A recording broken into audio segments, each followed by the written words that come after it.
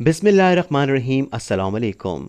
जब हज़रत दाऊद अलैहिस्सलाम की कौम बंदर बन गई, हज़रत दाऊद अलैहिस्सलाम की कौम के 70,000 आदमी अकबा के पास समंदर के किनारे एला नामी गांव में रहते थे और ये लोग बड़ी फराखी और खुशहाली की ज़िंदगी बसर कर रहे थे।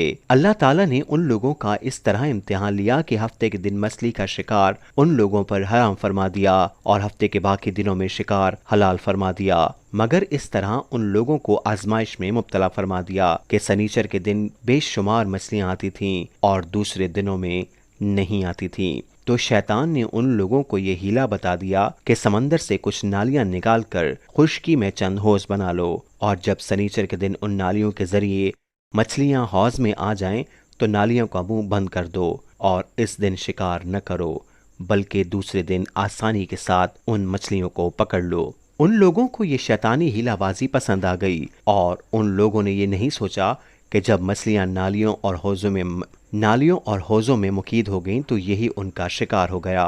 तो सनीचर ही के दिन शिकार करना पाया गया जो उनके लिए हराम था।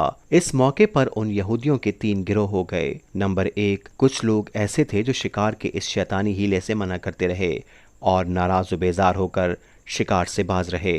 नंबर 2, कुछ लोग इस काम को दिल से बुरा जानकर खामोश रहे, दूसरों को मना न करते थे बल्कि मना करने वालों से ये कहते थे कि तुम लोग ऐसी कौम को क्यों नसीहत करते हो जिन्हें अल्लाह ताला हलाक करने वाला या सख्त सजा देने वाला है।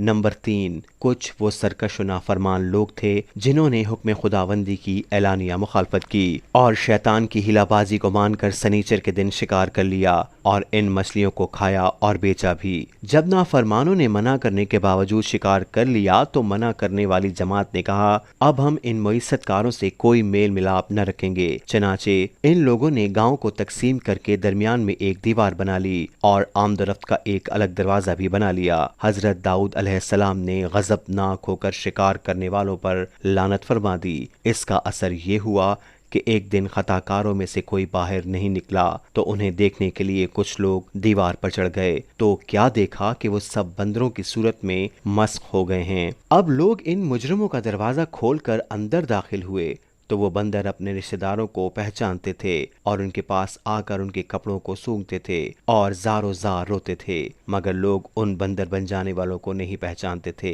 उन बंदर बन जाने वालों की तादाद 12,000 थी।